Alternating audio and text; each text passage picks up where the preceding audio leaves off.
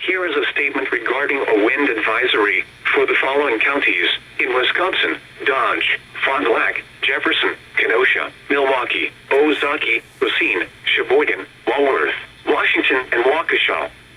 A wind advisory remains in effect from 3 p.m. this afternoon to 6 a.m. Central Standard Time Tuesday. Timing: strong winds increase to advisory levels by mid-afternoon and continue through tonight. Winds south increasing to 20 to 30 miles an hour with gusts to around 45 miles an hour by mid to late afternoon. Winds diminish for a time this evening and shift to the west in the wake of a cold front.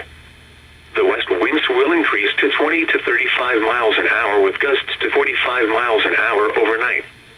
Impacts: unsecured small objects, like garbage cans and Christmas decorations, could be dislodged and blow around. Driving may be difficult for high-profile vehicles. A wind advisory means that winds of 35 miles an hour are expected.